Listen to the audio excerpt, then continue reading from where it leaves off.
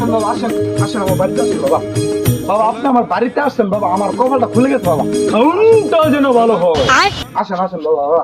বাবা আপনি আমার বাড়িতে পা রাখছেন বাবা, আমার বাড়িটা জঙ্গল হোক বাবা।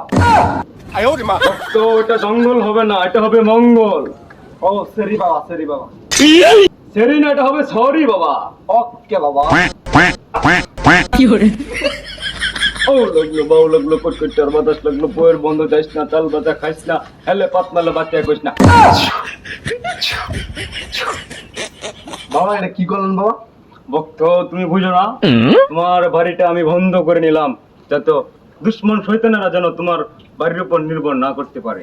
বাবা আসেন ঘরে আসেন বাবা। না ভক্ত, আমি ঘরে যাব না, এই জায়গাটাই আমার জন্য পারফেক্ট। আচ্ছা ঠিক আছে বাবা, 1 মিনিট তাহলে আমি আসতেছি বাবা। আসেন, খাবারটা যেন ভালো হয়।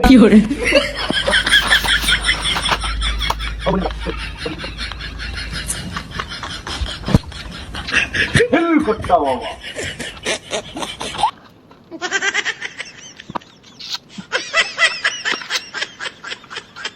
বাবা আমি একটু দোয়া করে দিন বাবা, আশীর্বাদ করে দিন বাবা। বসো ভক্ত, নামাজের শুরুতে বসো। মাথাটা আগাও।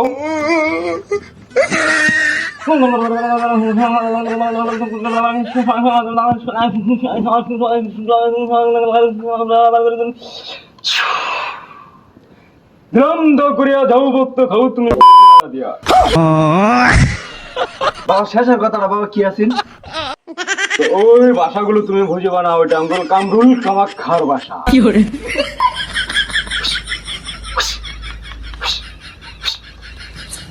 বাবা আপনি এরকম করলেন কি বাবা? আমি আমার ধ্যানটা ভাঙিয়ে দিলা। আমি দেখতে পাচ্ছি আমার এই পবিত্র মাজারে নোংরা জায়গা থেকে মশা ঢুকতেছে। হুস হুস। এ আল্লাহ, বাবার কি বিদ্যা! বাবারে আমি একটা পরীক্ষা করি। বাবা আপনি তো মেলাক্ষণ ধরে আসছেন, কিছু যদি না মনে করেন তাহলে বাচ্চাটা রাঁচি খাইবেন। নিয়ে আসো। খাবারটা যেন ভালো হয়।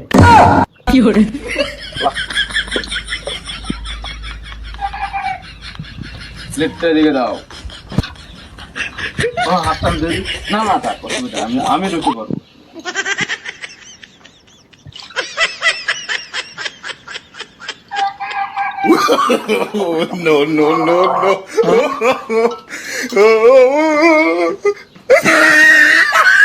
বাবা আপনি খাচ্ছেন না কেন?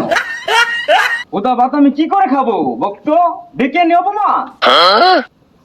মারানির পুত, তুই এইতে বইয়া মাজারের মশা খেদা আর বাতের তলে যে মাছ, এটা সব খেয়ে যাওয়াস না?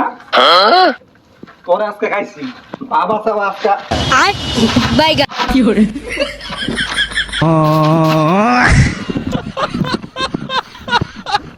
哎呦我的妈！